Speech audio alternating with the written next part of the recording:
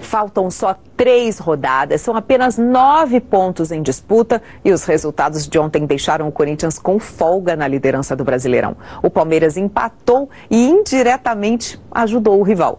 E o São Paulo não engrenou com o técnico Emerson Leão. Em Curitiba, Nieto deixou a bola passar e Guerron mandou para a rede. Atlético Paranaense 1, São Paulo 0. O São Paulo perdeu a chance de encostar nos 5 primeiros que garantem vaga para Libertadores e agora caiu para a 8ª posição.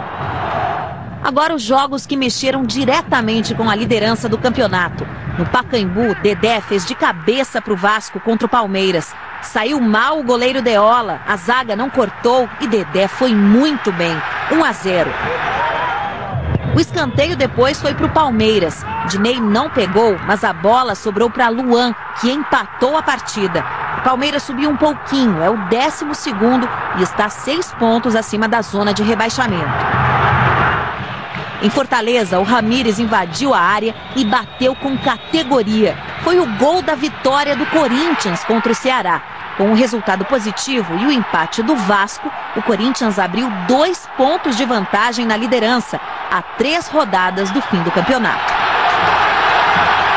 Bom, e eu converso agora com o comentarista Maurício Noriega, porque faltando 3 jogos aí para o final do Brasileirão, o Corinthians agora é mais líder do que nunca, incontestável, isolado, ponto. É verdade, tem muita coisa para comemorar, Carlos, o torcedor do Corinthians. A primeira delas é a classificação para a Libertadores, está garantido. Já o torcedor do Corinthians pode começar a fazer aquela poupança para comprar os ingressos para o jogo da Libertadores.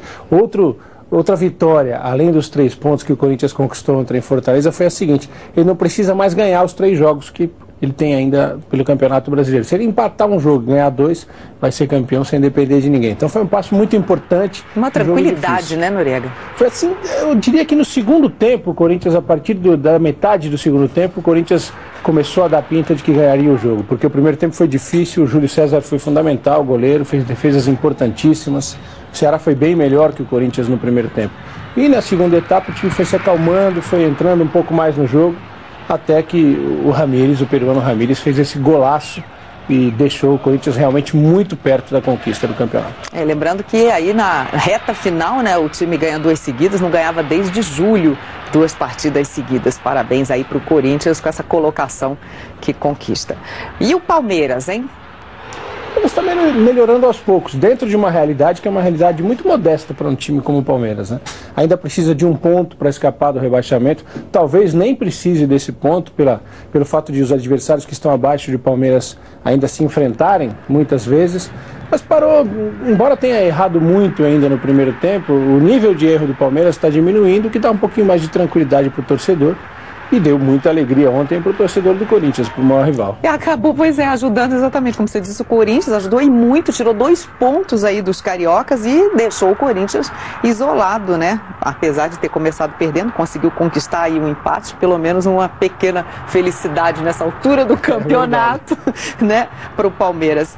Ele não vencia desde 22 de setembro, né? Já é alguma coisa. Vamos falar então do São Paulo. Aliás, o Palmeiras pega o Bahia, que está na mesma situação que ele. Daí tem depois 2 clássicos, né? Contra o São Paulo e contra o Corinthians. É bom lembrar, né? Que ainda vai ter no finalzinho.